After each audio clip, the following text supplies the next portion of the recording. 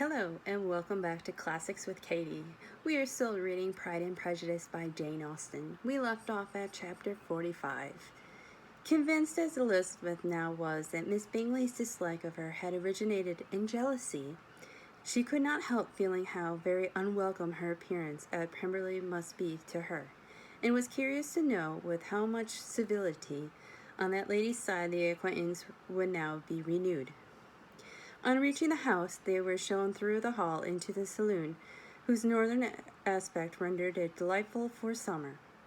Its windows opening to the ground admitted a most refreshing view of the high woody hills beyond the house, and of the beautiful oaks and Spanish chestnuts which were scattered over the intermediate lawn. In this room they were received by Miss Darcy, who was sitting there with Mrs. Hurst and Miss Bingley, and the lady with whom she lived in London. Georgiana's reception of them was very civil, but attended with all that embarrassment which, though proceeding from shyness and the fear of doing wrong, would easily give to those who felt themselves inferior the belief of her being proud and reserved. Mrs. Gardiner and her niece, however, did her justice and pitied her. By Mrs. Hurst and Miss Bingley they were noticed only by a curtsy, and on their being seated, a pause, awkward, as such pauses must always be, succeeded for a few moments.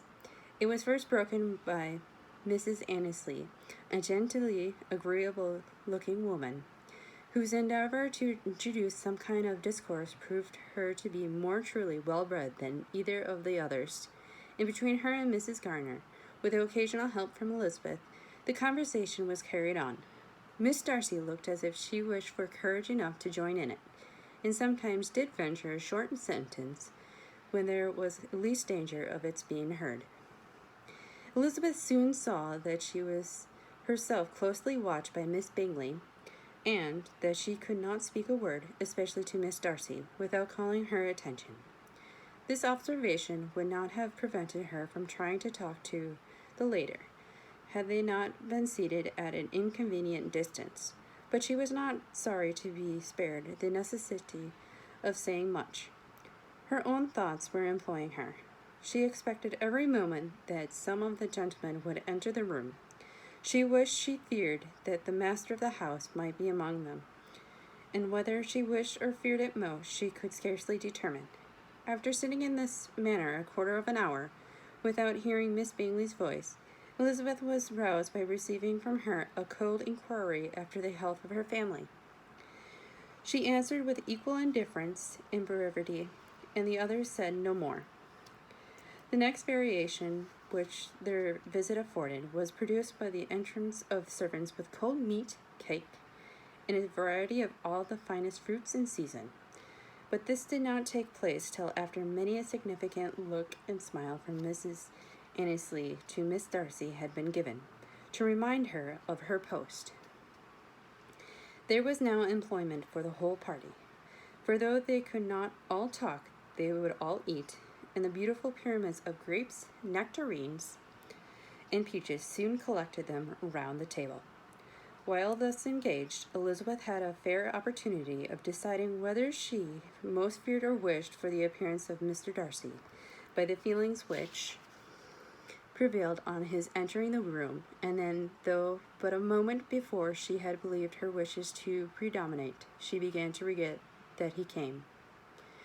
He had been some time with Mr. Gardiner, who, with 2 or 3 other gentlemen from the house, was engaged by the river, and had left him only on learning that the ladies of the family intended a visit to Georgiana that morning. No sooner did he appear than Elizabeth wisely resolved to be perfectly easy and unembarrassed, a resolution the more necessary to be made, but perhaps not the more easily kept, because she saw that the suspicions of the whole party were awakened against them, and that there was scarcely an eye which did not watch his behavior when he first came into the room.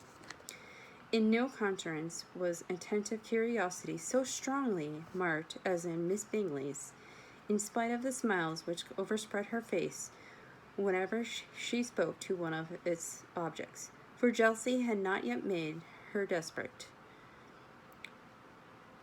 and her attentions to Mr. Darcy were by no means over. Miss Darcy, on her brother's entrance, exerted herself much more to talk, and Elizabeth saw that he was anxious for his sister and herself to get acquainted, and forward as much as possible for his sister and herself to get as much as possible every attempt at conversation on either side.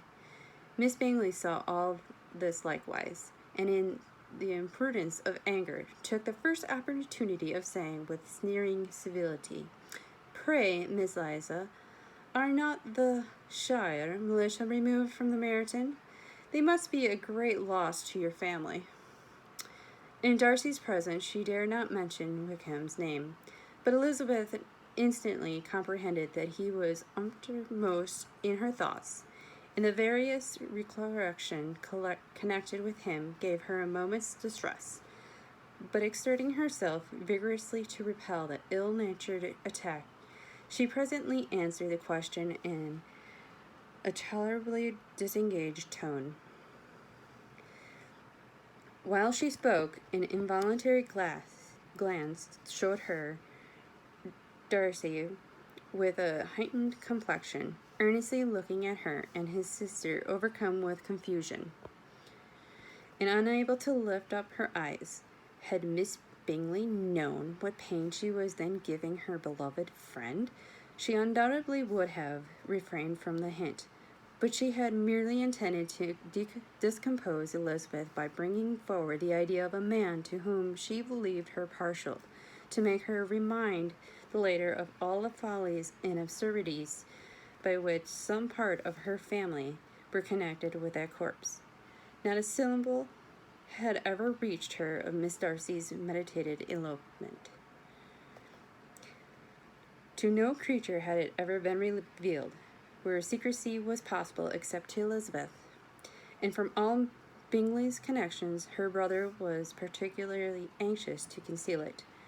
From that very wish which Elizabeth had long ago attributed to him, of their becoming thereafter her own, he had certainly formed such a plan, and without meaning that it should ever affect his endeavour to separate him from Miss Bennet, it is probable that it might add something to his lively concern for the welfare of his friend.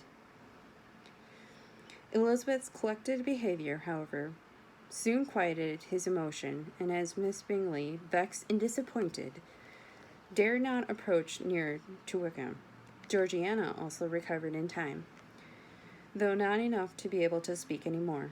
Her brother, whose eyes she feared to meet, scarcely recollected her interest in the affair, and the very circumstance which had been designed to turn his thoughts from Elizabeth seemed to have fixed them on her more and more cheerfully.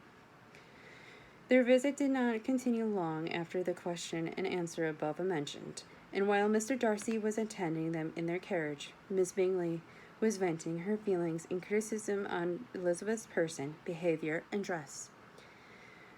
But Georgiana would not join her.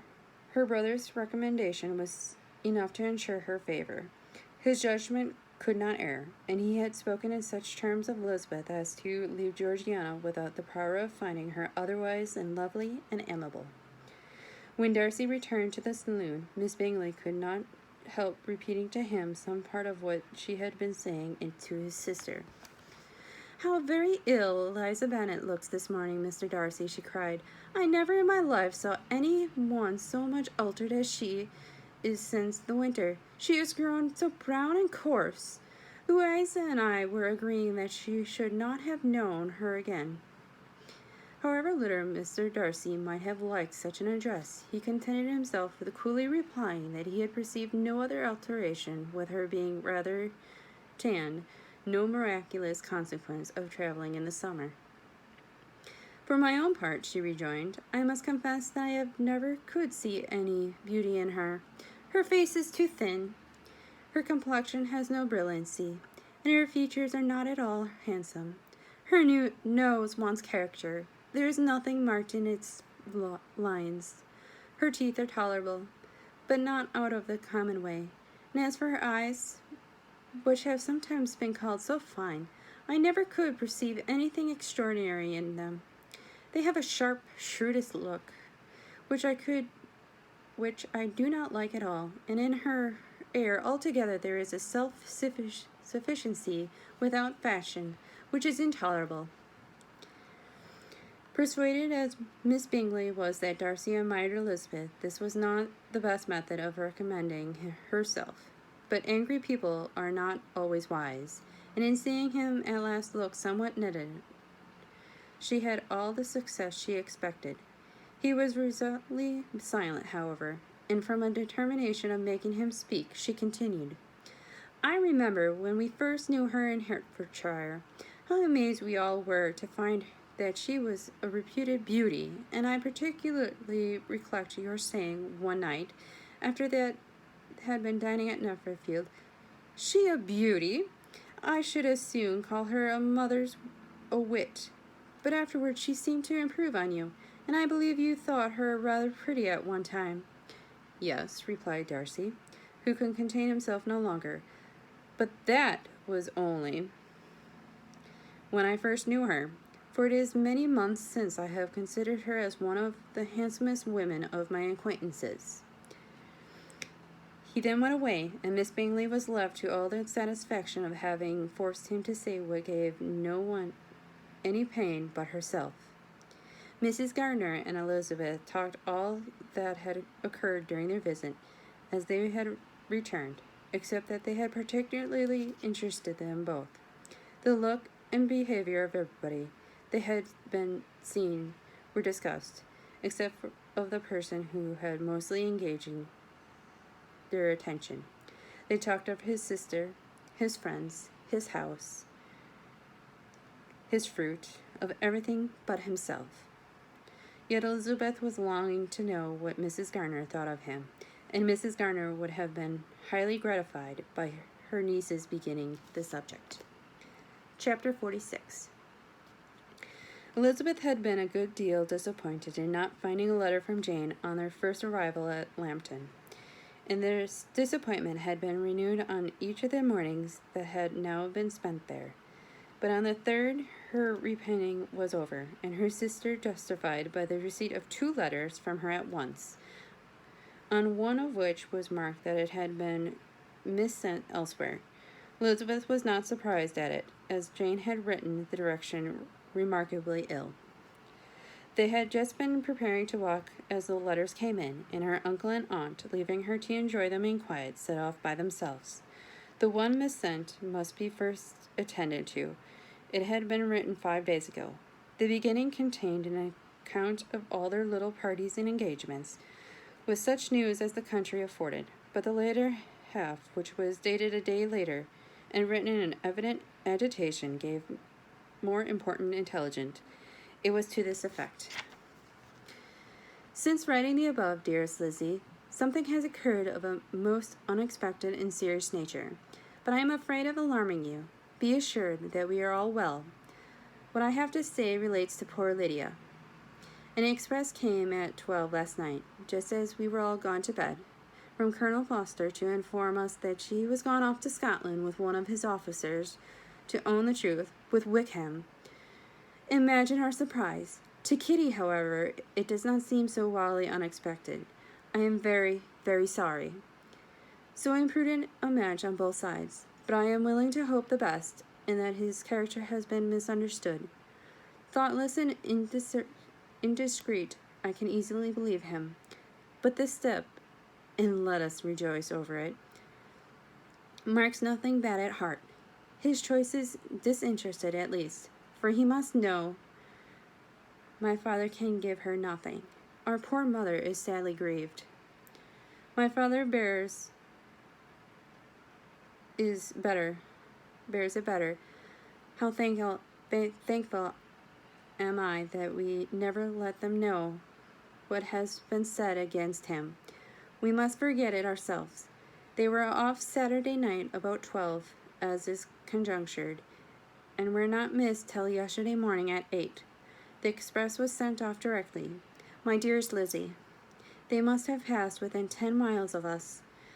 Colonel Foster gives us reason to expect him here soon. Lydia left a few lines for his wife, informing her of their intent. I must conclude, for I cannot be long from my poor mother. I am afraid you will not be able to make it out, but I hardly know what I have written." Without allowing herself time for consideration, and scarcely knowing what she felt, Elizabeth, on finishing this letter, instantly seized the other, and opening it with the utmost impatience, read as followed. It has been written a day later than the conclusion of the first.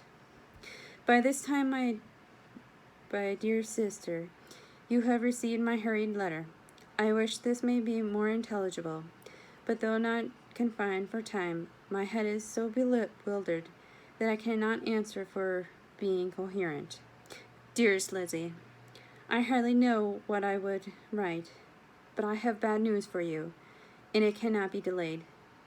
Imprudent as a marriage between Mr. Wickham and our poor Lydia would be, we are now anxious to be assured it has taken place, for there is but too much reason to fear they are not gone to Scotland.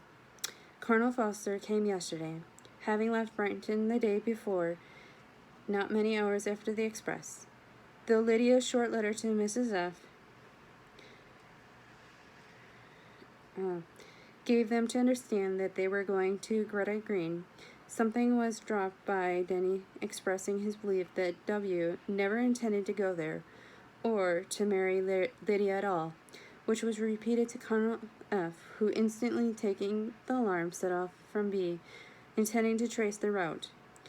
He did trace them easily to Clapham, but no further, for on entering that place they removed all into a hackney coach and dismissed the chaise that brought them from Epsom.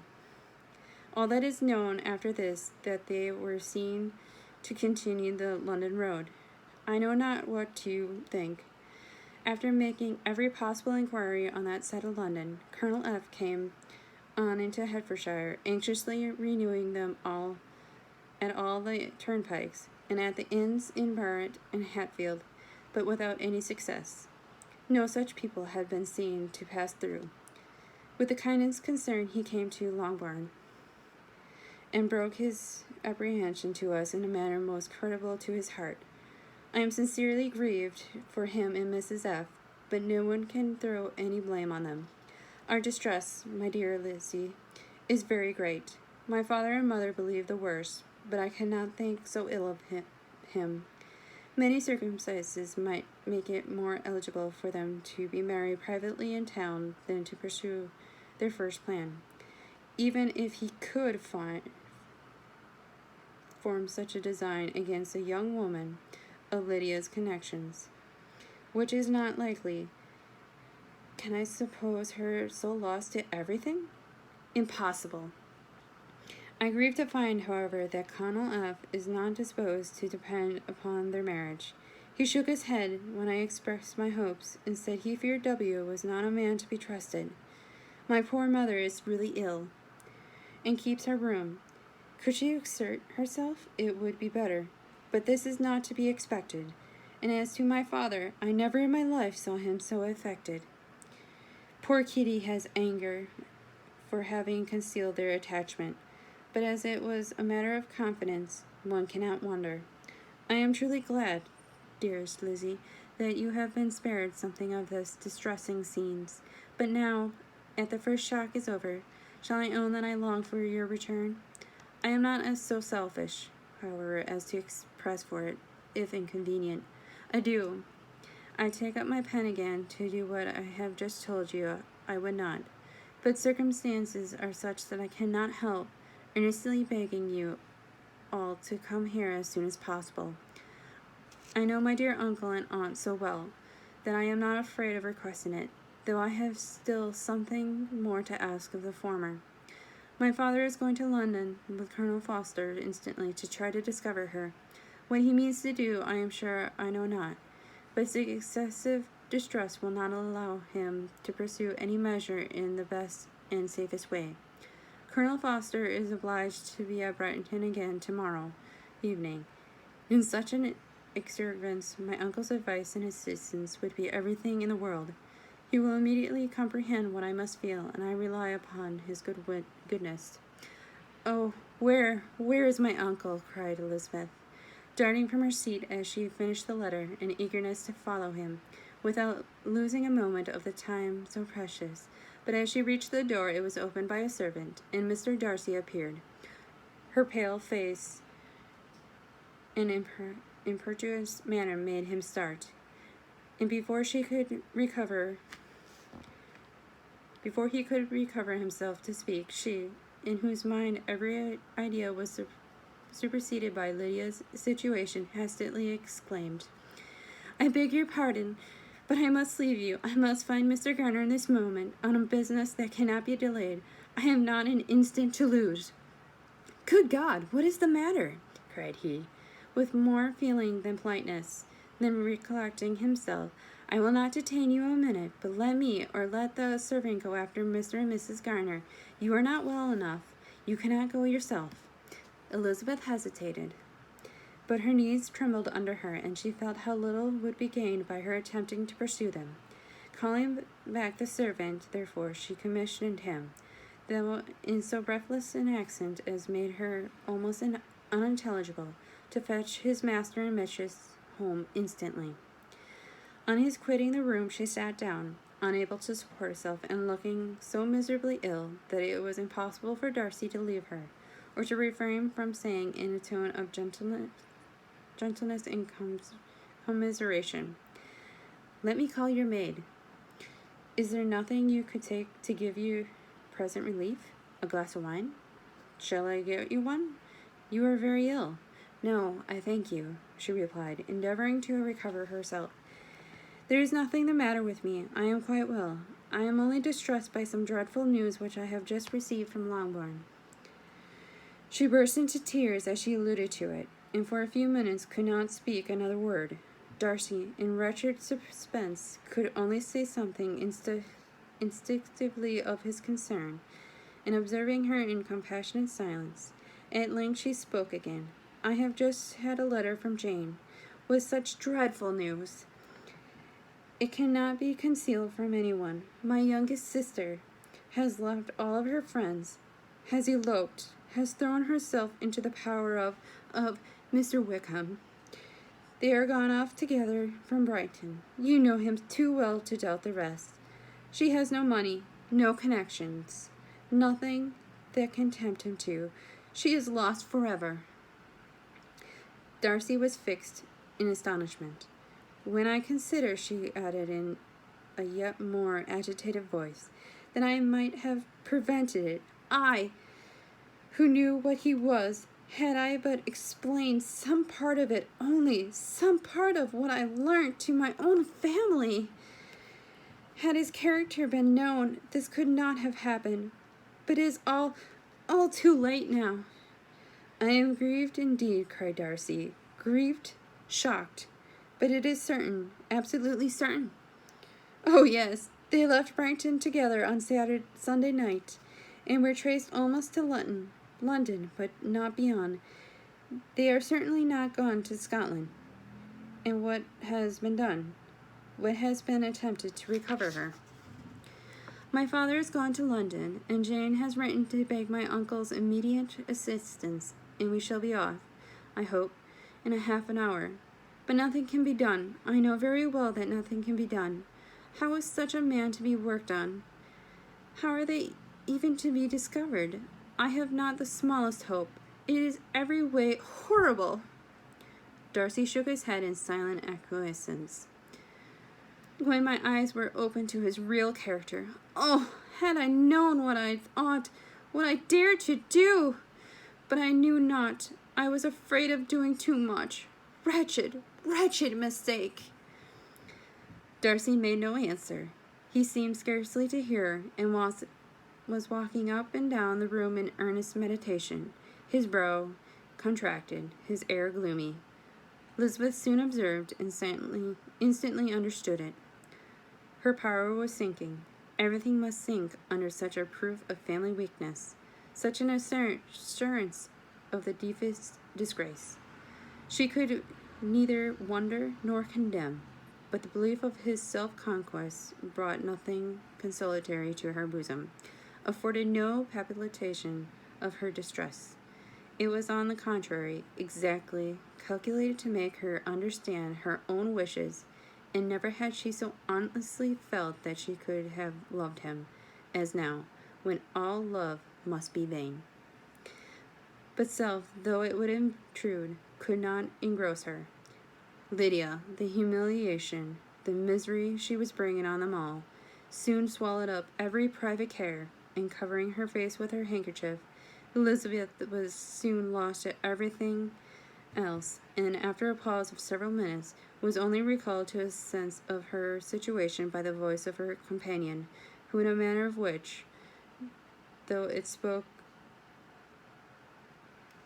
compassion, spoke likewise restraint, said, "I'm afraid you have been long desiring my absence, nor have I anything to plead in excuse of my stay, but real, though unavailing, concern. Would to heaven that anything could be either said or done on my part that might offer consolation to such distress. But I will not torment you with vain wishes, which may seem purposely to ask for your thanks. This unfortunate affair will, I fear, prevent my sister having the pleasure of seeing you at Pemberley today." "Oh, yes. Be so kind as to apologize for us to Miss Darcy. Say that urgent business calls us home immediately. Conceal the unhappy truth as long as it is possible. I know it cannot be long." He readily assured her of his secrecy, again expressed his sorrow for her distress, and wished it a happier conclusion than there was at present reason to hope, leaving his compliments for her relations with only one serious parting look, went away. As he quitted the room, Elizabeth felt how improbable it was that they should ever see each other again on such terms of cordiality as had marked their several meetings in Derbyshire, and as she threw a prospective glance over the whole of their acquaintance, so full of contradictions and varieties, sighed at the preservativeness of those feelings which would now have promoted its continuance, and would formerly have rejoiced in its termination. If gratitude and esteem were good foundations of affection, Elizabeth's change of sentiment will be neither improbable nor faulty. But if otherwise, if the regard springing from such sources is unreasonable or unnatural, in comparison of what is so often described as arising on a first interview with his object, and even before 2 words have been exchanged, nothing can be said in her defense, except that she had given somewhat of a trial to the later method in her partiality for Wickham, and that its ill success might, perhaps, authorize her to seek the other less interesting mode of attachment. Be that as it may, she saw him go with regret, and in that early example of what Lydia's infamy must produce, found additional anguish as she reflected on what wretched business. Never, since reading Jane's second letter, had she entertained a hope of Wickham's meaning to marry her. No one but Jane, she thought, could flatter herself with such an explanation. Surprise was the least of her feelings on this development. While the contents of the first letter remained on her mind, she was all surprise, all astonishment that Wickham would marry a girl whom it was impossible he could marry for money, and how Lydia could ever have attached him had appeared incomprehensible. But now it was all too natural. For such an attachment as this, she might have sufficient charm, and though she did not suppose Lydia to be deliberately engaging in an elopement without the intention of marriage, she had no difficulty in believing that neither her virtue nor her understanding would preserve her from falling an easy prey. She had never perceived, while the regiment was in Hertfordshire, that Lydia had any partiality for him, but she was convinced that Lydia had wanted only encouragement to attach herself to somebody. Sometimes one officer, sometimes another, had been her favorite, and as their attentions raised them in her opinion, her affections had been continually fluctuating, but never without an object. The Mistress of Neglect and mistaken indulgence towards such a girl. Oh, how acutely did she now feel it! She was wild to be at home, to hear, to see, to be upon the spot to share with Jane in the cares that must now fall wholly upon her in a family so deranged, a father absent, a mother incapable of exertion, and requiring constant attendance. And though almost persuaded that nothing could be done for Lydia, her uncle's interference seemed of the utmost importance. Until he entered the room, the misery of her impatience was severe. Mr. and Mrs. Gardner had hurried back in alarm, supposing by the servant's account that their niece was taken suddenly ill, but satisfying them instantly on that head. She eagerly communicated the cause of their summons, reading the 2 letters aloud, and dwelling on the postscript of the last with trembling energy. Though Lydia had never been a favorite with them, Mr. and Mrs. Gardner could not but be deeply afflicted. Not Lydia only, but all were concerned in it. And after the first exclamations of surprise and horror, Mr. Gardner readily promised every assistance in his power. Elizabeth, though expecting no less, thanked him with tears of gratitude, and all 3 began, accoutted by one in spirit, everything related to their journey was speedily settled. They were to be off as soon as possible. "But what is it to be done about Pemberley?" cried Mrs. Gardner. "John told us Mr. Darcy was here when you sent for us. Was it so?" "Yes, and I told him we should not be able to keep our engagement. That is all settled."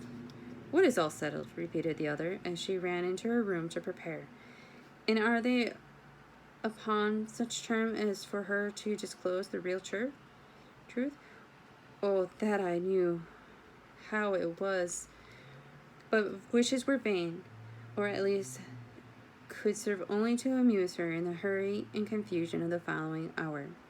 Had Elizabeth been at leisure to be idle, she would have remained certain that all the employments was impossible to one so wretched as herself. But she had her share of the business as well as her aunt, and amongst the rest of there were notes to be written to all their friends at Lambton, with false excuses of their sudden departure. An hour, however, saw the whole completed, and Mr. Gardner, meanwhile, having settled his account at the end, nothing remained to be done but to go. And Elizabeth, after all the misery of the morning, found herself in a shorter space of time than she could have supposed, seated in the carriage and on the road to Longbourn.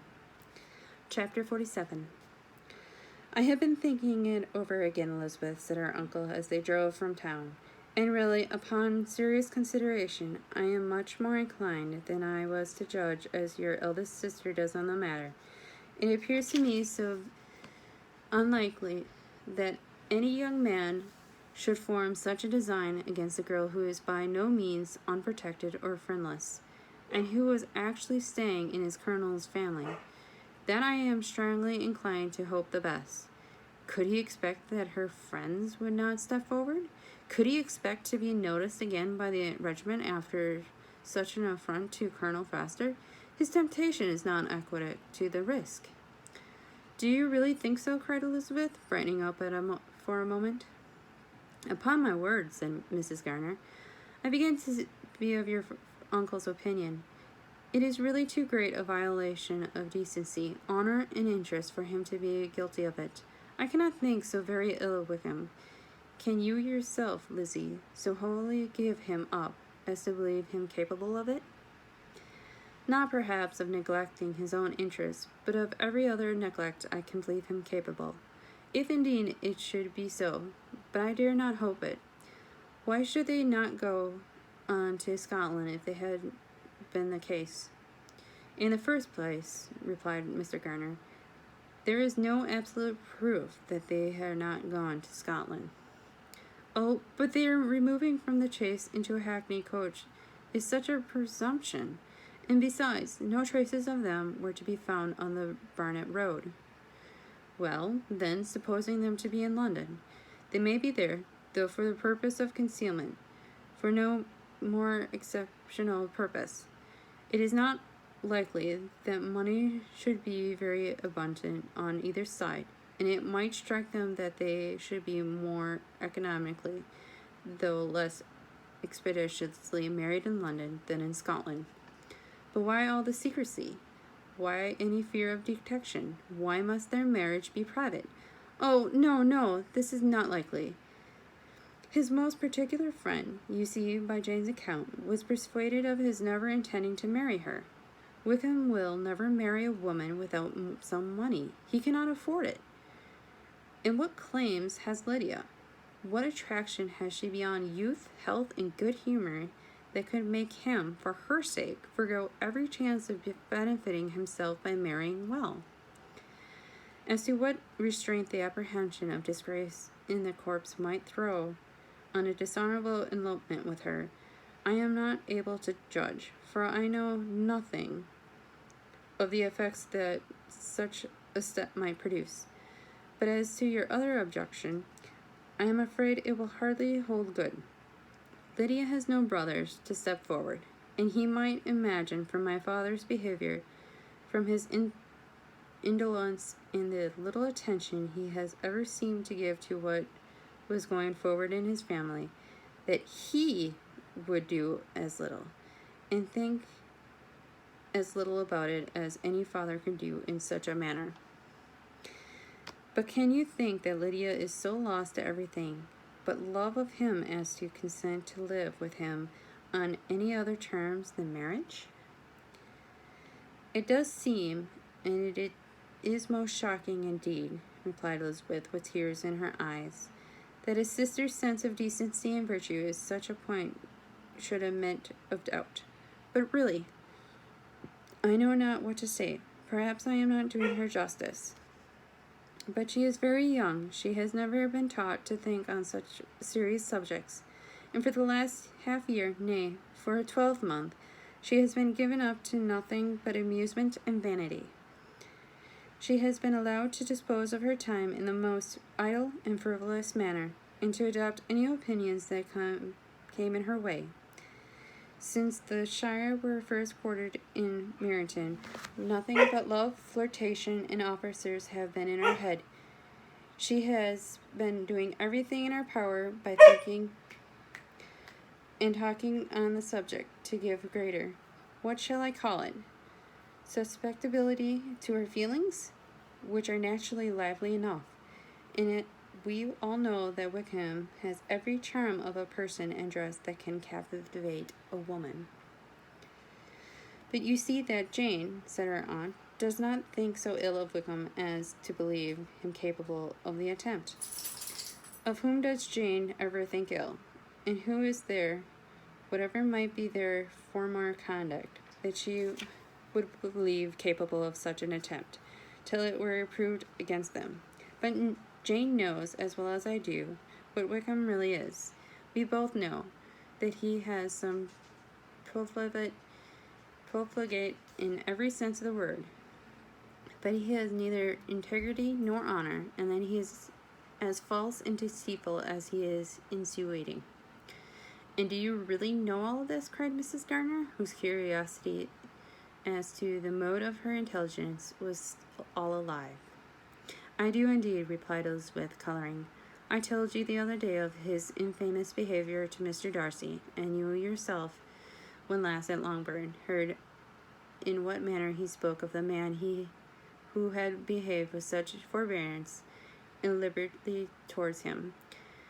And there was other circumstances which I am not at liberty, which is not worth while to relate, but his lies about the whole Pemberley family are endless.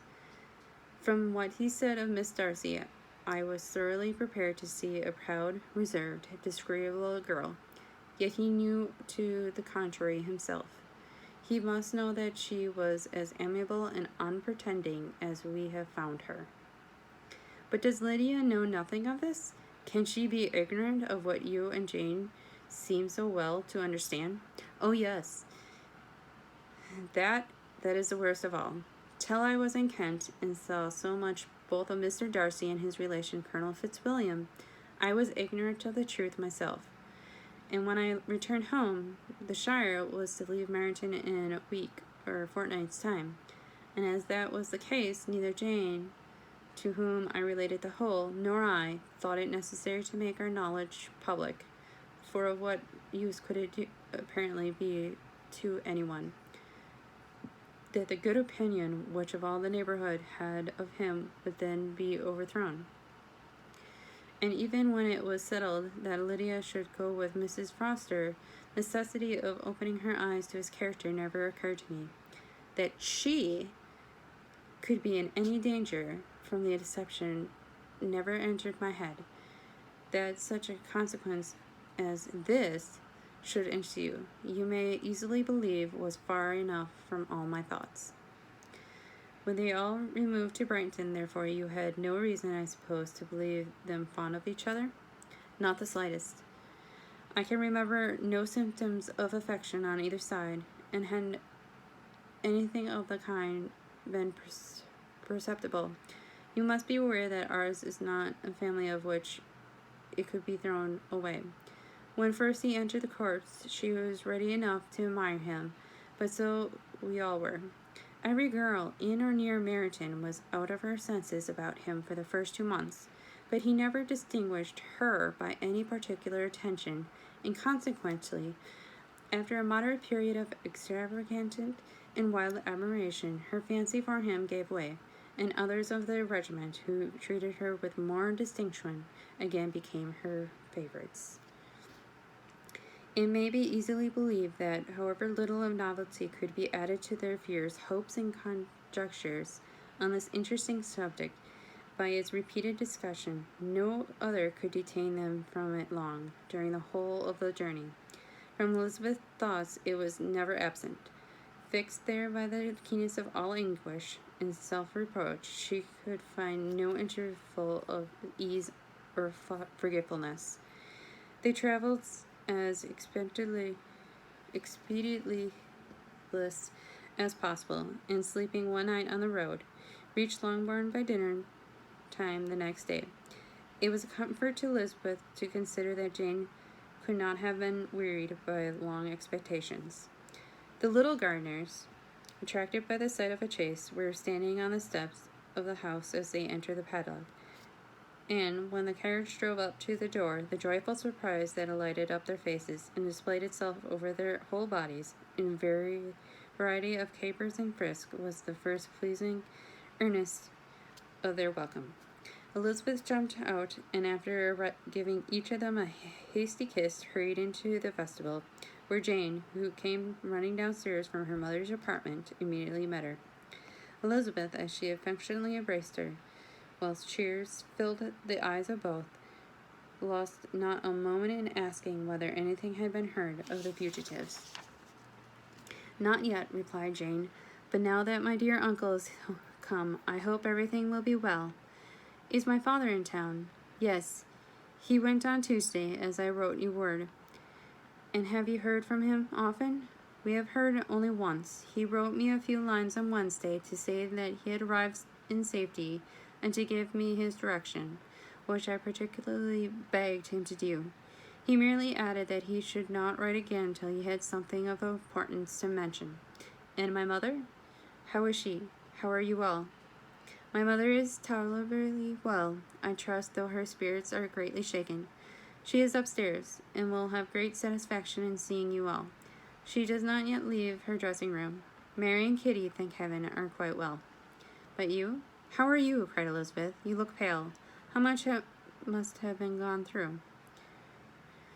Her sister, however, assured her of her being perfectly well, and their conversation, which had been passing while Mr. and Mrs. Gardiner were engaged with their children, was now put on an end by the approach of the whole party.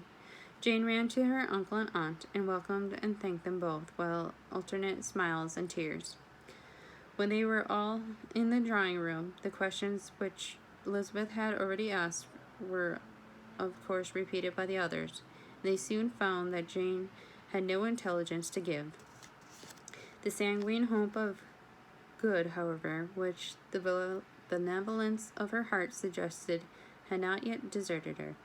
She still expressed that it would all end well, and that every morning would bring some letter, either from Lydia or her father, to explain the proceedings and perhaps announce the marriage. Mrs. Bennet, to whose apartment they all repaired, after a few minutes' conversation together, received them exactly as might be expected, with tears and lamentations of regret, invictions against the venalizations conducted of Wickham, and complaints of her own sufferings and ill usage, blaming everybody but the person to whose ill judgment, indulgence, the errors of her daughter must be principally owing. If I had been able, said she, to carry my point in going to Brighton with all my family, this would not have happened. But poor dear Lydia had nobody to take care of her. Why did the Fosters ever let her go out of their sight? I am sure there was some great neglect or other on their side, for she is not the kind of girl to do such a thing if she had been well looked after. I always thought they were very unfit to have the charge of her, but I was overruled, as I always am. Poor dear child, and now there's Mr. Bennet gone away, and I know he will fight Wickham wherever he meets him, and then he will be killed, and what is to become of us all? The Collinses will turn us out before he is cold in his grave, and if you are not kind to us, brother, I don't know what we shall do. They all exclaimed against such terrific ideas, and Mr. Garner, after general assurances of his affection of her and all her family, told her that he meant to be in London the very next day, and would assist Mr. Bennet in every endeavour to recovering Lydia. Do not give way to useless alarms, added he, though it is right to be prepared for the worst. There is no occasion to look on it as certain. It is not quite a week since they left Brighton. In a few days more we may gain some news of them. Until we know that they are not married and have no design of marrying, do not let us give the matter over as lost. As soon as I get to town, I shall go to my brother and make him come home with me to Grace Church Street, and then we may consult together as to what is to be done. Oh, my dear brother, replied Mrs. Bennet, that is exactly what I could most wish for, and now do, when you get in town, find them out, wherever they may be, and if they are not married already, make them marry. As for wedding clothes, do not let them wait for that, but tell Lydia she shall have as much money as she chooses to buy them after they are married. And above all things, keep Mr. Bennet from fighting. Tell him that a dreadful state I am in, and that I am frightened out of my wits, and have such tremblings and such flutterings all over me, such spasms in my side, and pains in my head, and such beatings at my heart, that I can get no rest by night nor by day. And tell my dear Lydia not to give any directions about her clothes till she has seen me, for she does not know which are the best warehouses. Oh, brother, how kind you are! I know you will contrive it all. Mr. Garner, though he assured her again of his earnest endeavours in the cause, could not avoid recommending moderation to her, as well in her hopes as her fears, and after talking with her in this manner till dinner was on the table, they left her to vent all of her feelings on the housekeeper, who attended in the absence of her daughters. Though her brother and sister were persuaded that there was no real occasion for such a seclusion from family, they did not attempt to oppose it, for they knew that she had not prudence enough to hold her tongue before the servants, while they waited at a table, and judged it better that one only of the household, and the one whom they could most trust, should comprehend all her feelings in solitude on the subject. In the dining room they were soon joined by Mary and Kitty, who had been too busily engaged in their separate apartments to make their appearance before. One came from her books, and the other from her toilet. The faces of both, however, were tolerably calm, and no change was visible in either, except the loss of her favorite sister, or the anger which she had herself incurred in the business, had given something more of fretfulness than usual to the accents of Kitty. As for Mary, she was mistress enough of herself to whisper to Elizabeth with a countenance of grave reflection soon after they were seated at the table. "This is a most unfortunate affair, and will probably be much talked of, but we must stem the tide of malice, and pour into the wounded bosoms of each other the balm of sisterly consolation." Then, perceiving Elizabeth no inclination of replying, she added, "Unhappy as the event must be for Lydia, we must draw from it this useful lesson, that loss of virtue in a female is irretrievable, that one false step involves her in endless ruin, and that her reputation is no less brittle than it is beautiful, that she cannot be too much guarded in her behavior towards the undeserving of the other sex." Elizabeth lifted up her eyes in amazement, but was too much oppressed to make any reply. Mary, however, continued to console herself with such kind of moral extractions from the evil before them. In the afternoon, the two elder Miss Bennets were able to be for half an hour by themselves, and Elizabeth instantly availed herself of the opportunity of making any inquiries, which Jane was equally eager to satisfy. After joining in general lamentations over the dreadful sequel of the events, which Elizabeth considered as all but certain, and Miss Bennet could not assert to be wholly impossible, the former continued the subject by saying, "But tell me all, and everything about which I have not already heard. Give me further particulars. What did Colonel Foster say? Had they no apprehension of anything before the elopement took place? They must have seen them together forever." Colonel Foster did own that he had often suspected some partiality, especially on Lydia's side, but nothing to give him any alarm.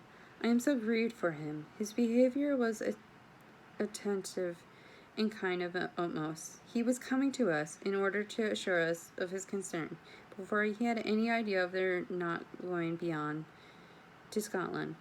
When the apprehension first got abroad, it hastened his journey." "And was Denny convinced that Wickham would not marry? Did he know of their intending to go off? Had Colonel Foster seen Denny himself?" "Yes, but when questioned by him, Denny denied knowing anything of their plan. It would not give his real opinion about it, and he did not repeat his persuasion of their not marrying. And from that, I am inclined to hope he might have been misunderstood before. Until Colonel Foster came himself, not one of you entertained a doubt, I suppose, of their being really married? How was it possible that such an idea should enter our brains? I felt a little uneasy, a little fearful of my sister's happiness with him in marriage, because I knew that his conduct had not been always quite right. My father and mother knew nothing of that. They only felt how imprudent a match it must be. Kitty never owned, with a very natural triumph of knowing more than the rest of us, that in Lydia's last letter she had prepared her for such a step. She had known, it seems, of their being in love with each other many weeks, but not before they went to Brighton? No, I believe not. And what did Colonel Foster appear to think ill of Wickham himself? Does he know his real character? I must confess that he did not speak so well of Wickham as he formerly did. He believed him to be imprudent and extravagant, and since this sad affair has taken place, it is said that he left Meryton greatly in debt, and I hope this may be false. Oh, Jane, had we been less secret, had we told what we knew of him, this could not have happened. Perhaps it would have been better, replied her sister, but to expose the former faults of any person without knowing that their present feelings seemed unjustifiable. We acted with the best intentions. Could Colonel Foster repeat the particulars of Lydia's note to his wife? He brought it with him for us to see. Jane then took it from her pocketbook and gave it to Elizabeth. These were the contents. My dear Harriet, you will laugh when you know where I am gone. I cannot help laughing myself at your surprise tomorrow morning as soon as I am missed. I am going to Greta Green, and if you cannot guess with who, I shall think you a simpleton, for there is not one man in the world I love, and he is an angel. I shall never be happy without him, so think it no harm to be off. You need not send them word at Longbourn of my going, if you do not like it, for it will make the surprise the greater when I write to them and sign my name, Lydia Wickham. What a good joke it will be! I can hardly write for laughing. Pray make my excuses to Pratt for not keeping my engagement and dancing with him tonight. Tell him I hope he will excuse me when he knows all, and tell him I will dance with him at the next ball we meet, with great pleasure. I shall send for my clothes when I get to Longbourn, but I wish you would tell Sally to mend a great slit in my worked muslin gown before they are packed up. Goodbye. Give my love to Colonel Foster. I hope you all drink to our good journey. Your affectionate friend, Lydia Bennet. Oh, thoughtless, thoughtless, Lydia, cried Elizabeth, when she had finished it. What a letter is this, to be written at such a moment! But at least it shows that she was serious in the object of her journey. Whatever he might afterwards persuade her to, it was not on her side a scheme of infamy. My poor father, how he must have felt it! I never saw anyone so shocked. He could not speak a word for full 10 minutes. My mother was taken ill immediately, and the whole house in such confusion. Oh, Jane, cried Elizabeth, was there a servant belonging to it who did not know the whole story before the end of the day? I do not know. I hope there was, but to be guarded at such a time is very difficult. My mother was in hysterics, and though I endeavored to give her every assistance in my power, I am afraid I did not do as much as I might have done. But the horror of what might possibly happen almost took from me my faculties. Your attendance upon her has been too much for you. You do not look well. Oh, that I have been with you. You have had every care and anxiety upon yourself alone. Mary and Kitty have been very kind, and would have shared in every fatigue, I am sure. But I did not think it right for either of them. Kitty is slight and delicate, and Mary studies so much, that her hours of repose should not be broken in on. My Aunt Phillips came to Longbourn on Tuesday, and after my father went away, and was so good as to stay till Thursday with me. She was of great use and comfort to us all. And Lady Lucas has been very kind. She walked here on Wednesday morning to condole with us and offer her services, or any of her daughters, if they could be of any use to us. She had better have stayed at home, cried Elizabeth. Perhaps she meant well, but under such a misfortune of this, one cannot see too little of one's neighbors. Assistance is impossible, condolence insufferable. Let them triumph over us at a distance and be satisfied. She then proceeded to inquire into the measures which her father had intended to pursue, while in town, for the recovery of his daughter. He meant, I believe, replied Jane, to go to Epsom, in the place where they last change horses, to see the postilions, and try if anything could be made out from them. His principal object must be to discover the number of hackney coaches which took them from Clapham. It had come with a fare from London, and as he thought the circumstance of a gentleman and ladies removing from one carriage into another might be remarked, he meant he could make inquiries in Clapham. If he could anyhow discover at which house the coachman had before set down his fare, he could determine to make inquiries there, and hope it might be impossible to find out the stand and number of coach. I do not know of any other designs that he had formed, but he was in such a hurry to be gone, and his spirits so greatly discomposed, that I find difficulty in finding out even so much as this. Chapter 48. The whole party were in hopes of a letter from Mr. Bennet the next morning, but the post came in without bringing a single line from him. His family knew him to be, on all common occasions, a most negligent and dilatory correspondent, but at such a time they had hoped for extortion. They were forced to conclude that he had no pleasing intelligence to send, but even of that they would have been glad to be certain. Mr. Garner had waited only for the letters before he set off. When he was gone, they were certain at least of receiving constant information of what was going on, and their uncle promised, at parting, to prevail on Mr. Bennet to return to Longbourn as soon as he could, to the great consolation of Mrs. Bennet, who considered it as the only security for her husband's not being killed in a duel.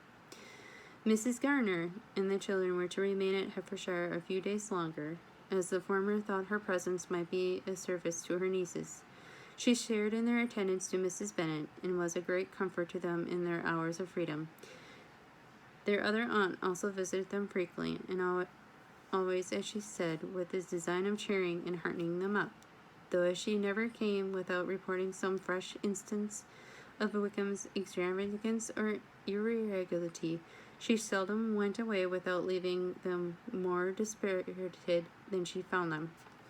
All Meryton seemed striving to blacken the man who, but 3 months before, had been almost an angel of light. He even declared to be in debt to every tradesman in the place, and in his intrigues, all honored with the title of seduction, had been extended into every tradesman's family.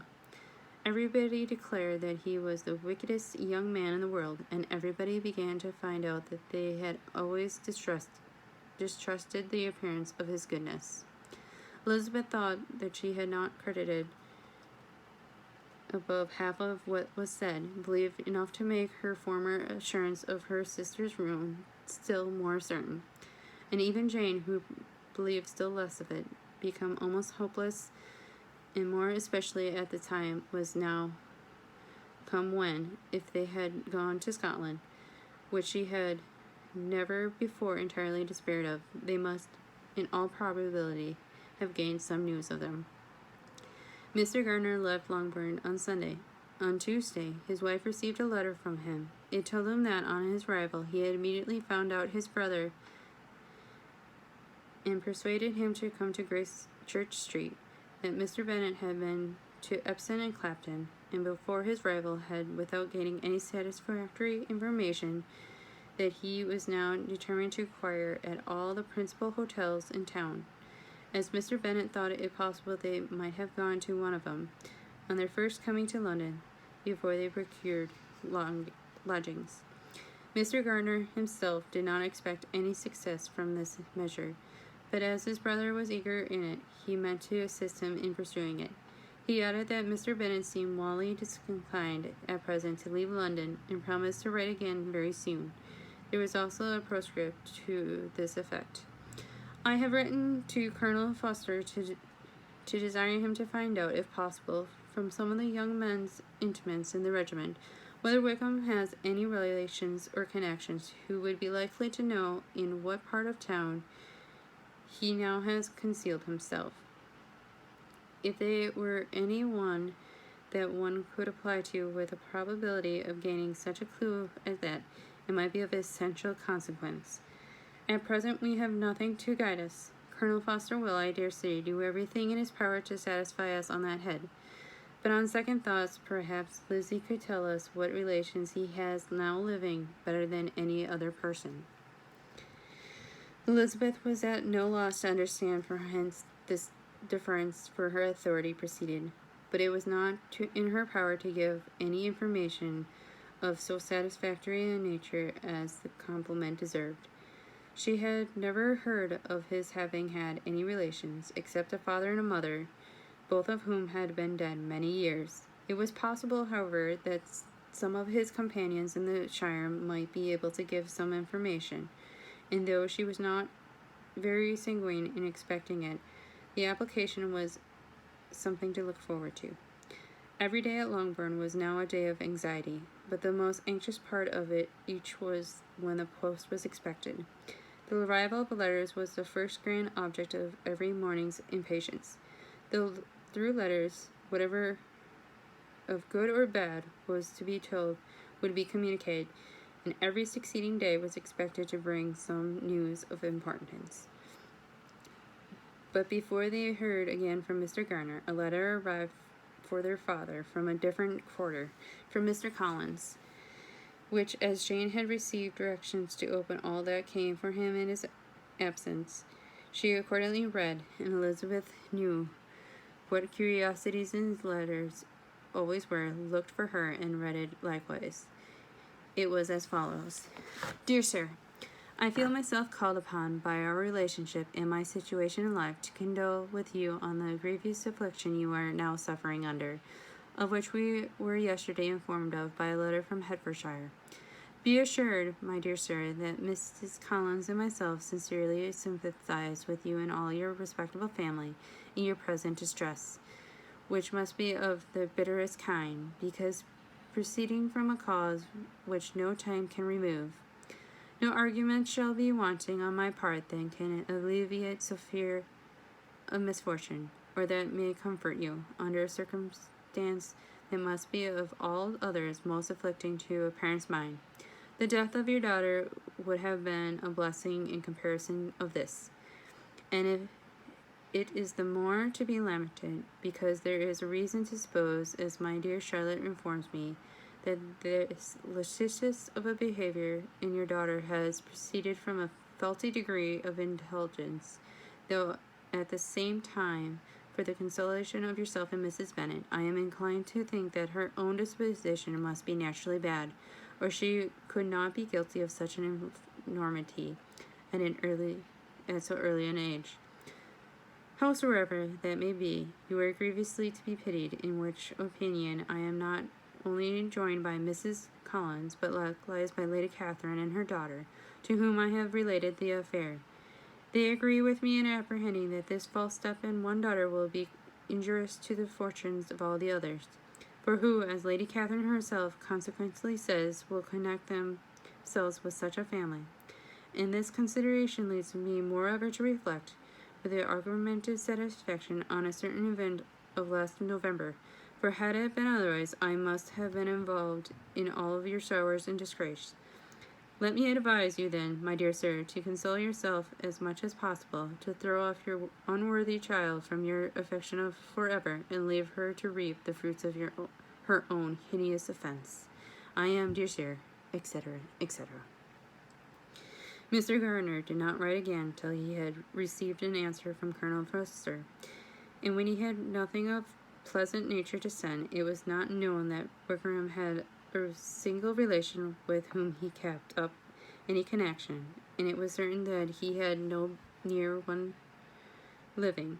His former acquaintances had been numerous, but since he had been in the militia, it did not appear that he was on terms of particular friendship with any of them. There was no one, therefore, who could be pointed out as likely to give any news of him, and in the wretched state of his own finances, there was a very powerful motive of secrecy, in addition to his fear of discovery by Lydia's relations, for it had just transpired that he had left gaming debts behind him to a very considerable amount. Colonel Forster believed that more than £1,000 would be necessary to clear his expenses at Brighton. He owed a good deal in town, but his debts of honor were still more formidable. Mr. Gardiner did not attempt to conceal these particulars from the Longbourn family. Jane heard them with horror. "A gamester!" she cried. "This is wholly unexpected. I had not an idea of it." Mr. Gardiner added in his letter that they might expect to see their father at home on the following day, which was Saturday. Rendered spiritless by the ill success of all their endeavors, he had yielded to his brother-in-law's entreaty that he would return to his family, and leave it to him to do whatever occasion might suggest to be advisable for continuing their pursuit. When Mrs. Bennet was told of this, she did not express so much satisfaction as her children expected, considering what her anxiety for her life had been before. "What? Is he coming home without poor Lydia?" she cried. "Sure he will not leave London before he has found them. Who is to fight Wickham and make him marry her if he comes away?" As Mrs. Gardiner began to wish to be at home, it was settled that she and her children would go to London at the same time that Mr. Bennet came from it. The coach, therefore, took them the first stage of the journey, and brought its master back to Longbourn. Mrs. Garner went away in all the perplexity about Elizabeth and her Derbyshire friend that had attended her from that part of the world. His name had never been voluntarily mentioned before them by her niece, and the kind of half expectation which Mrs. Garner had formed of their being followed by a letter from him had ended in nothing. Elizabeth had received none since her return that could come from Pemberley. The present unhappy state of the family rendered any other excuse of the loneliness of her spirit unnecessary. Nothing, therefore, could be fairly conjectured from that, though Elizabeth, who was by this time tolerably well acquainted with her own feelings, was perfectly aware that she'd known nothing of Darcy, she could have borne the dread of Lydia's infamy somewhat better. It would have spared her, she thought, one sleepless night or two. When Mr. Bennet arrived, he had all the appearance of his usual philosophic composure. He said as little as he had ever been in the habit of saying, made no mention of the business that had taken him away, and it was some time before his daughters had the courage to speak of it. It was not till the afternoon that he joined them at tea, that Elizabeth ventured to introduce the subject, and then on her briefly expressing her sorrow for it, when he must have exterior, he replied, "Say nothing of that. Who would suffer but myself? It has been my own doing, and I ought to feel it." "You must not be too severe upon yourself," replied Elizabeth. "You may well warn me against such an evil. Human nature is so prone to fall into it. No, Lizzie, let me once in my life feel how much I have men to blame. I am not afraid of being overpowered by the impression. It will pass away soon enough. Do you suppose them to be in London?" "Yes. Where else can they be so well concealed?" "And Lydia used to want to go to London," added Kitty. "She is happy then," said her father dryly, "and her residence there will probably be of some duration." Then, after a short silence, he continued, "Lizzie, I bear you no ill will for being justified in your advice to me last May, which, considering the event, shows some greatness of mind." They were interrupted by Miss Bennet, who came in to fetch her mother's tea. "This is a parade," cried he, "which does one good. It gives such a elegance to misfortune. Another day I will do the same. I will sit in my library, in my nightcap and powdering gown, and give as much trouble as I can, or perhaps I may defer it till Kitty runs away." "I'm not going to run away, Papa," said Kitty fearfully. "If I should ever go to Brighton, I would behave better than Lydia." "You go to Brighton?" "I would not trust you to go near it as Eastbourne for £50. No, Kitty, I have at last learnt to be cautious, and you will feel the effects of it. No officer is ever going to enter my house again, nor even to pass through the village. Balls will be absolutely prohibited, unless you stand up with one of your sisters. You are never to stir out of doors till you can prove that you have spent 10 minutes of every day in a rational manner." Kitty, who took all of these threats in a serious light, began to cry. "Well, well," said he, "do not make yourself unhappy. If you are a good girl, for the next 10 years I will take you to a review at the end of them." Chapter 49. 2 days later, Mr. Bennet returned. As Jane and Elizabeth were walking together in the shrubbery behind the house, they saw the housekeeper coming toward them, and concluding that she came to call them to their mother, went forward to meet her.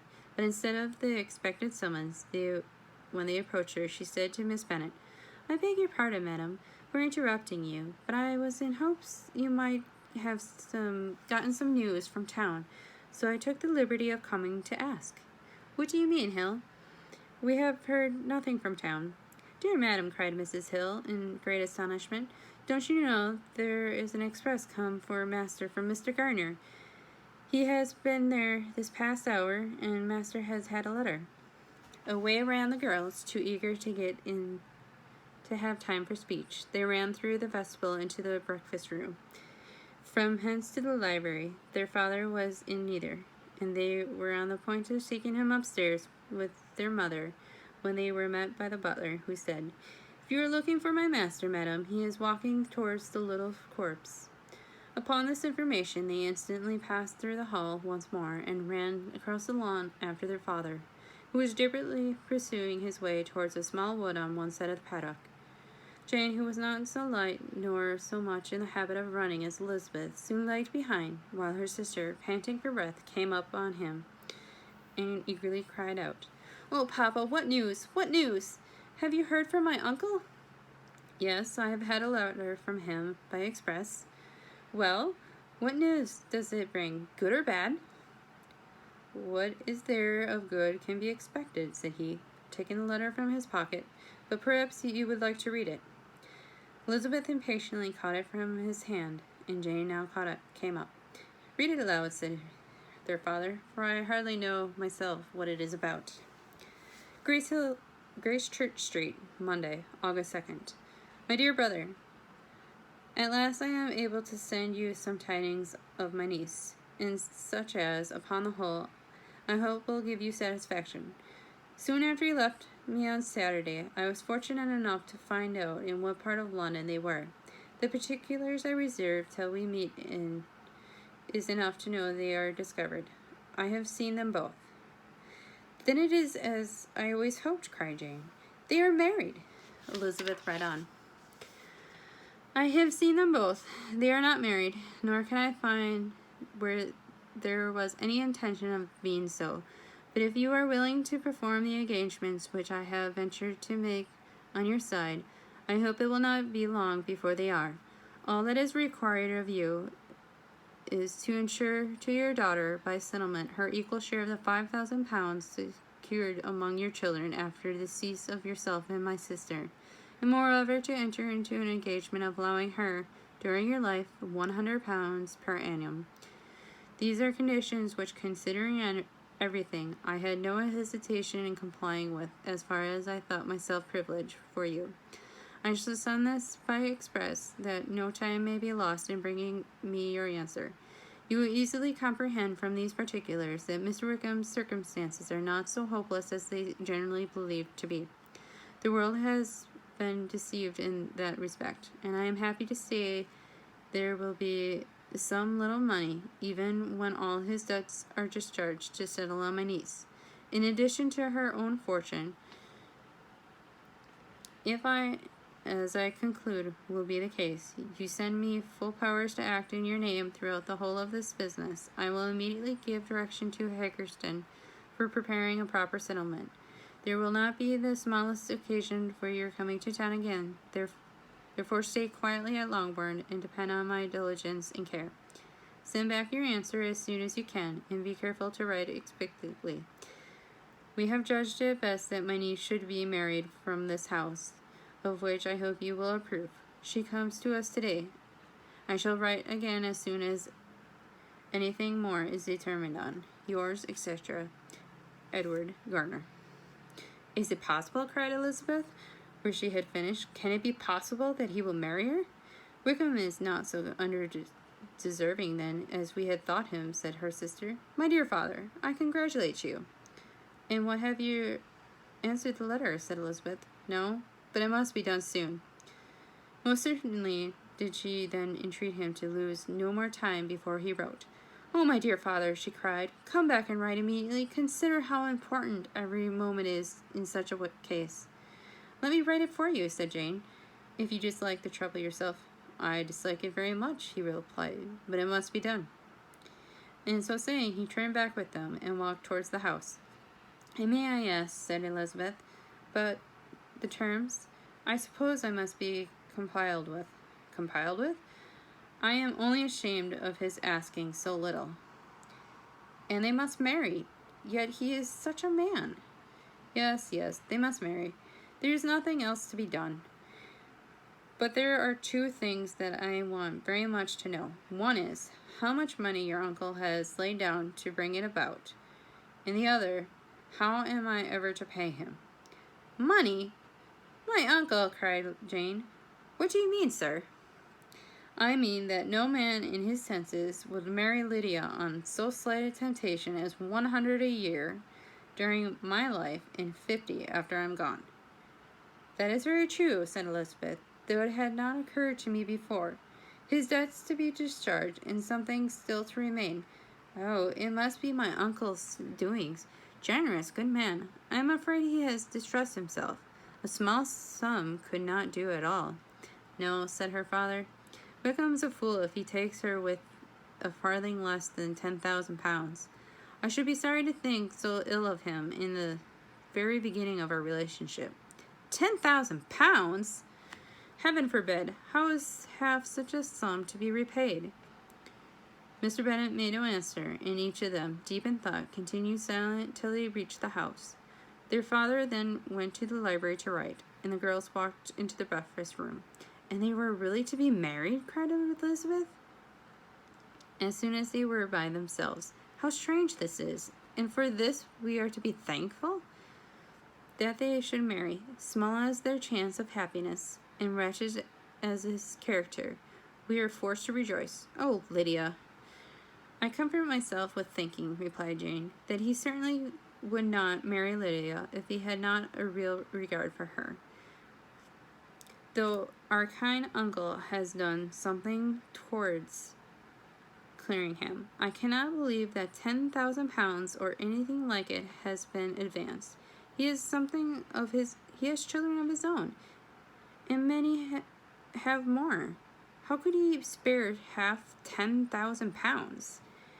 If we were ever able to learn what Wickham's debts have been," replied Elizabeth, "and how much is settled on his side of our sister, we shall exactly know what Mr. Gardiner has done for him. Because Wickham has not 6 pence of his own, the kindness of my uncle and aunt can never be requited. Their taking her home, and affording her their personal protection and countenance, is such a sacrifice to her advantage as years of gratitude cannot enough acknowledge. By this time she is actually with them. If such goodness does not make her miserable now, she will never deserve to be happy.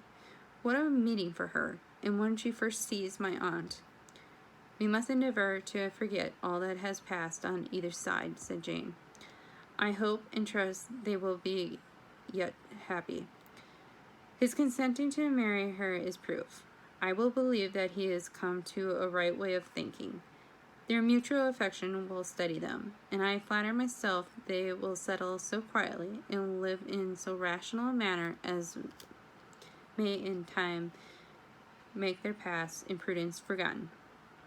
"Their conduct has been such," replied Elizabeth, "as either you nor I nor anyone can ever forget. It is useless to talk of it."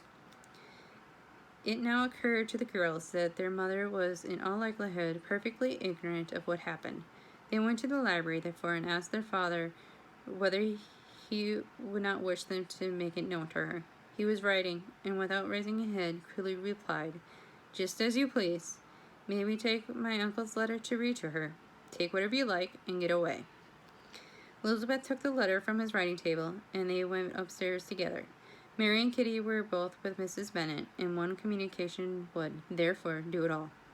After a slight preparation for good news, the letter was read aloud. Mrs. Bennet could hardly contain herself. As soon as Jane had read Mr. Gardiner's hope of Lydia's being soon married, her joy burst forth, and even the following sentence added to its exuberance. She was now in an irritation as violent from delight as she had ever been flighty from alarm and vexation. To know that her daughter would be married was enough. She was disturbed by no fear of her felicity, nor humbled by any remembrance of her misconduct. "My dear, dear Lydia," she cried, "this is delightful indeed. She will be married. I shall see her again.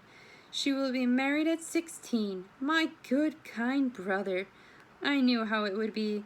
I knew he would manage everything. How I long to see her, and to see dear Wickham too. But the wedding clothes, I will write to my sister Gardiner about them directly. Lizzie, my dear, run down to your father and ask him how much he will give her. Stay, I will go myself." Ring the bell, Kitty, for Hill. I will put on my things in a moment. My dear, dear Lydia, how merry we shall be together when we meet." Her eldest daughter endeavored to give some relief to the violence of these transports by leading her thoughts to the obligations which Mr. Gardner's behavior laid them all under. "For you must attribute to this happy conclusion," she has said, "in a great measure of his kindness. We are persuaded that he has pledged himself to assist Mr. Wickham with money." "Well," cried her mother, "it is all very right. Who should do it but her own uncle? If he had not had a family of his own, I and my children must have had all his money, you know, and it is the first time we have ever had anything from him, except a few presents. Well, I am so happy. In a short time I shall have a daughter married. Mrs. Wickham! How well it sounds, and she was only 16 last June. My dear Jane, I am in such a flutter that I am sure I can't write, and so I will dictate, and you will write for me. We will settle with your father about the money afterwards, but the things would be ordered immediately." She was then proceeding to all the particulars of calico, muslin, and cambric, and would shortly have dictated some very plentiful orders, had not Jane, though with some difficulty, persuaded her to wait till her father was at leisure to be consulted. One day's delay, she observed, would be of small importance, and her mother was too happy to be quite so obstinate as usual. Other schemes, too, came into her head. "I will go to Meryton," said she, "as soon as I am dressed, and tell the good news to my sister Phillips. And as I am come back, I can call on Lady Lucas and Mrs. Long. Kitty, run down and order the carriage. An airing would do me a great deal of good, I am sure. Girls, can I do anything for you in Meryton? Oh, here comes Hill. My dear Hill, have you heard the good news? Miss Lydia is going to be married. You shall all have a bowl of punch to make merry at her wedding." Mrs. Hill began instantly to express her joy. Elizabeth received her congratulations amongst the rest, and then, sick of the folly, took refuge in her own room, that she might think with freedom. Poor Lydia's situation must, at best, be bad enough, but that it was no worse, she had needed to be thankful. She felt it so, and though it looked, in looking forward, neither rational happiness nor worldly prosperity had be justified expected for her sister. In looking back to what they had feared only 2 hours ago, she felt all the advantages of what they had gained. Chapter 50. Mr. Bennet had very often wished before this period of his life that instead of spreading his whole income, he had laid by an annual sum for the better provisions of his children and of his wife if she survived him. He now wished it more than ever. Had he done his duty in that respect, Lydia need not have been indebted to her uncle for whatever an honor or credit could now be purchased for her. The satisfaction of prevailing on one of the most worthless young men in Great Britain to be her husband might have been rested in its proper place. He was seriously concerned that a cause of so little advantage to anyone should be forwarded at the sole expense of his brother-in-law, and he was determined, if possible, to find out the extent of his assistance and to discharge the obligation as soon as he could. When first Mr. Bennet had married, economy was held to be perfectly useless, and for, of course, they were to have a son. The son was to join in cutting off the entail as soon as he should be of age, and the widow and younger sisters would be by the means to be provided for. 5 daughters successively entered the world, but yet the son was yet to come, and Mrs. Bennet, for many years after Lydia's birth, had been certain that he would. This event had at least been despaired of, but it was then too late to be saving. Mrs. Bennet had no turn for economy, and her husband's love of independence had alone prevented their exceeding their income.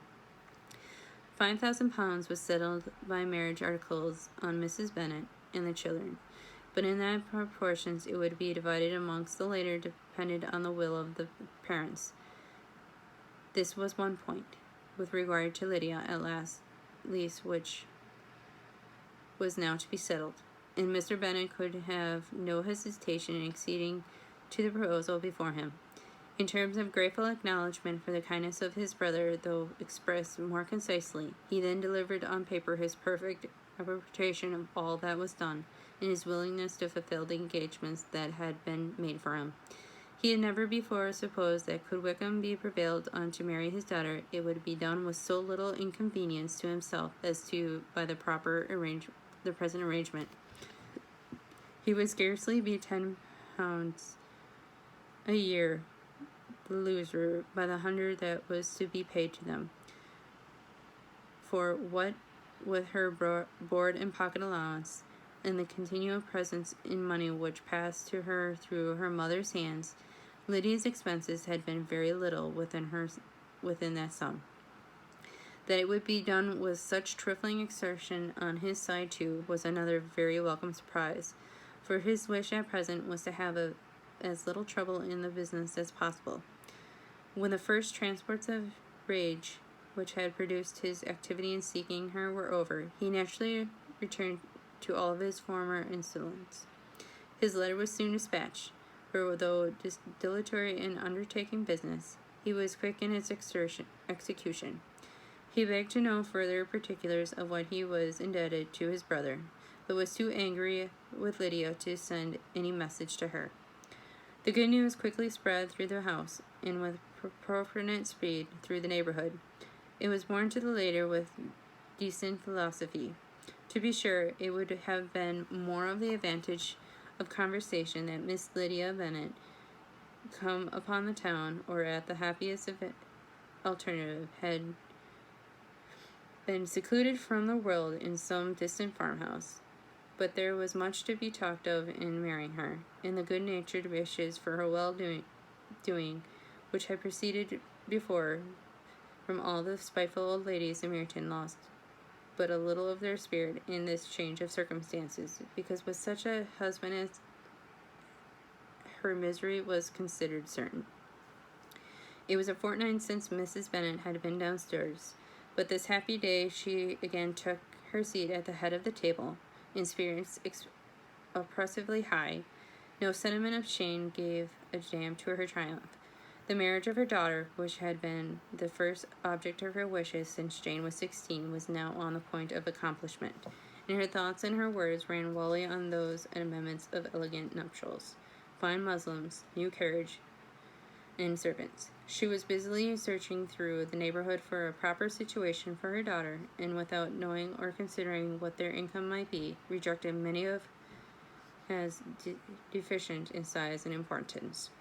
Hay Park might do, said she, if the Goldings could quit it, or the great house at Stoke, if the drawing rooms were larger, but Ashford is too far off. I could not bear to have her 10 miles from me. And as for Provost Lodge, the attics are dreadful.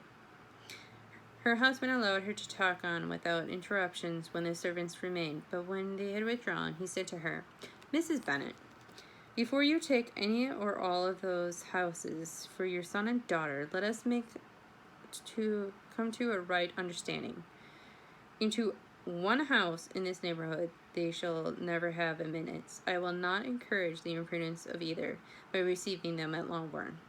A long dispute followed this declaration, but Mr. Bennet was firm. It soon led to another, and Mrs. Bennet found with amusement and horror that her husband would not advance a guinea to buy clothes for his daughter. He protested that she would not receive from him no mark of affection whatever on the occasion. Miss Bennet could hardly comprehend that his anger could be carried to such a point of inconceivable resentment as to refuse his daughter a privilege without which her marriage would scarcely seem valid, exceeding all that she would believe possible. She was more alive in this disgrace which her want of new clothes must reflect on her daughter's nuptials than to any sense of shame at her eloping and living with Wickham a fortnight before they took place. Elizabeth was now most heartily sorry that she had, from the distress of the moment, been led to make Mr. Darcy acquainted with their fears of their sister, for since her marriage would so shortly give their proper termination to the elopement, they might hope to conceal its unfavorable beginnings from all those who were not immediately on the spot. She had no hope of its spreading further than his means. There were few people on whose secrecy she would have more confidentially depended, but at the same time there was no one whose knowledge of a sister's frailty would have mortified her so much, not, however, from any fear of disadvantage from us individually to herself, for at any rate there seemed a gulf impassable between them. Had Lydia's marriage been concluded on the most honorable terms, it was not to be supposed that Mr. Darcy would connect himself with a family there, where to every other objection would now be added to an alliance and relationship of the nearest kind with a man whom he so justly scorned. From such a connection she would not wonder that he would shrink. The wish of procuring her regard, which she had assured herself of his feeling in Derbyshire, could not in any rational expectation survive such a blow as this. She was humbled, she was grieved, she repented, though she hardly knew of what. She became jealous of his esteem, when she could no longer hope to be benefited by it. She wanted to hear of him, when there seemed the least chance of gaining intelligence. She was convinced that she could have been happy with him, when it was no longer likely they should meet. What a triumph for him, she had often thought, could he know that the proposal which she had proudly spurned only 4 months ago would now have been gladly and gratefully received. He was as generous, she had doubted not, as the most generous of his sex, but while he was mortal, there must be a triumph. She began now to comprehend that he was exactly the man who, in disposition and talents, would most suit her. His understanding and temper, though unlike her own, would have answered all her wishes. It was a union that must have been to the advantage of both. For her ease and liveliness, his mind would have been softened, his manners improved, and from his judgment, information, and knowledge of the world she must have received benefit of the greater importance. But no such happy marriage could now teach the admiration multitude what conjugal fertility really was. An union of different tendency, and precluding the possibility of the other, was soon to be formed in their family.